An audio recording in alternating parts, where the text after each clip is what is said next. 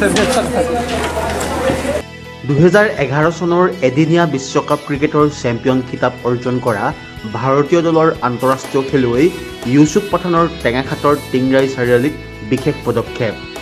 ভাৰতীয় জাতীয় ক্ৰিকেট দলৰ প্ৰাক্তন আন্তঃৰাষ্ট্ৰীয় খেলুৱৈ দুই ভাতৃদ্বয় ইউছুফ পাঠান আৰু ইৰফান পাঠানৰ নেতৃত্বত গঠন কৰা ক্ৰিকেট একাডেমী অৱ পাঠানছ 38 সংখ্যক প্ৰশিক্ষণ কেন্দ্ৰটো টেঙাখাটৰ টিংৰাই চাৰিআলিত আজি শুভ উদ্বোধন কৰে।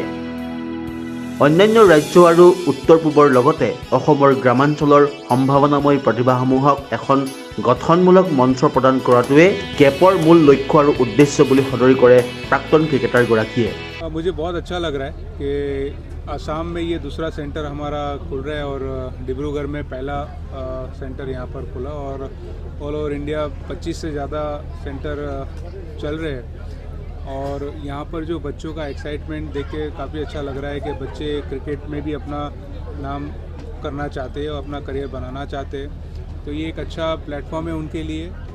बस यही कहूँगा उन बच्चों को कि खूब मेहनत करें और जो भी फैसिलिटीज़ यहाँ पे प्रोवाइड की जाए उसका पूरा लाभ ले। সদ্য প্ৰয়াত প্ৰিয় শিল্পী জুবিন গাৰ্গৰ প্ৰতিচ্ছবিত বন্তি প্ৰজ্বলন কৰি শুভ উদ্বোধন কৰে প্ৰশিক্ষণ কেন্দ্ৰটি।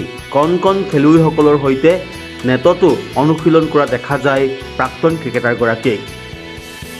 Desk report डिब्रूबार्ता। देखिए मैं चाहता हूँ कि पूरे नॉर्थ ईस्ट में क्रिकेट खेला जाए और बच्चे खेलना चाहते, लेकिन सही प्लेटफॉर्म और सही गाइडलाइंस की बहुत ज़रूरी होता है और बहुत ज़रूरत होता है।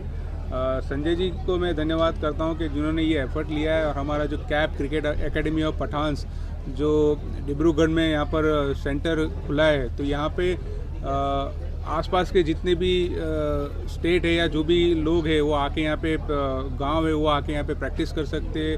और नॉर्थ ईस्ट में भी मैं चाहूँगा कि और जगह पे भी अगर कहीं पे सेंटर खुलता है तो यहाँ के बच्चों को अच्छा प्लेटफॉर्म मिलेगा, अच्छा गाइडेंस मिलेगा और वो अपना करियर बना पाएंगे। जैसे नॉर्थ ईस्ट में ज़्यादा फुटबॉल खेला जाता है तो उसकी एक वजह ये भी है कि बहुत सारे एकेडमीज़ यहाँ पर चलते हैं उसके लिए, फुटबॉल के लिए।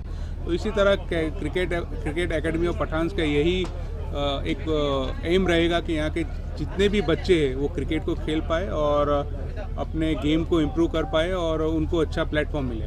नहीं देखिए बहुत अच्छा टैलेंट है उसके अंदर और काफ़ी साल से IPL भी खेल रहा है, इंडिया भी खेला। ये आसाम के जो जनरेशन है क्रिकेट खेलने वाले जो बच्चे हैं वो उसको देख के सीख रहे हैं और मैं चाहता हूँ कि सिर्फ एक लड़का नहीं आसाम से खेले, पूरा बहुत सारे बच्चे जैसे अंडर 19 है, रणजी ट्रॉफी है और इंडिया के लिए डिफरेंट लेवल पे जो गेम्स होते वो आसाम के बच्चे भी खेले।